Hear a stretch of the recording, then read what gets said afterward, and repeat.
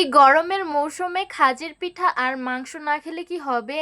দুনিয়া উল্টে যাবে। খাজের পিঠা আর মাংস এই গরমের মৌসুমে না খেলে একদমই চলবে না। খাজের পিঠা, মাংস বা ভর্তা এটা আমাদের মেয়েদের ইমোশনাল। আসসালামু আলাইকুম বন্ধুরা, সবাইকে সিস্টার্স কিচেনে স্বাগতম। আবারও একটি নতুন ভিডিও নিয়ে আপনাদের মাঝে চলে এসেছি। আজকের রেসিপি হলো খাজের পিঠা, তো দেখতে থাকুন। প্রথমে এখানে আমি কিছু আতপ চাল ভিজিয়ে নিয়েছি, সেটাকে এখন ব্লেন্ডার করে নিব। তো দেখতেই পাচ্ছেন আমি ব্লেন্ডার করে নিয়েছি।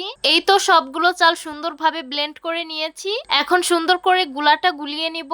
স্বাদ মতো লবণ দিয়ে দিব, পরিমাণ মতো পানি দিয়ে গুলাটাকে সুন্দরভাবে গুলিয়ে নিব। গুলাটা সুন্দরভাবে না গুলালে পিঠাটা কিন্তু একদমই ফুলবে না আর সুন্দরও হবে না। তার জন্য আমাদের গুলাটা সুন্দরভাবে গুলিয়ে নিতে হবে।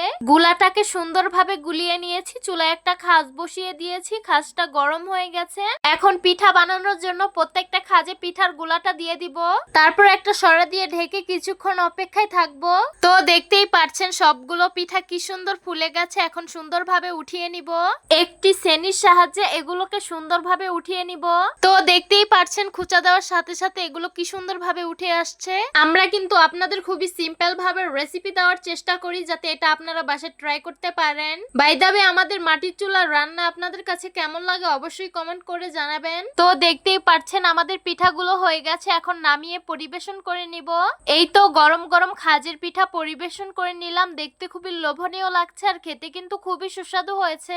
এই গরমে অবশ্যই আপনারা এভাবে খাজের পিঠা বানিয়ে খেয়ে দেখবেন, অনেক বেশি ভালো লাগবে। তো আশা করছি আজকের ভিডিওটা আপনাদের কাছে অনেক অনেক বেশি ভালো লাগবে। ভালো লেগে থাকলে আমাদের ইউটিউব চ্যানেলটি সাবস্ক্রাইব করবেন, আর যারা আমার ফেসবুক পেজ থেকে দেখছেন পেজটিকে ফলো করবেন। সবাই ভালো থাকবেন, সুস্থ থাকবেন আর সিস্টার্স কিচেনের সাথেই থাকবেন। আবারও কথা হবে কোনো নতুন ভিডিওতে। তাহলে আজকে এই পর্যন্তই। আল্লাহ হাফিজ।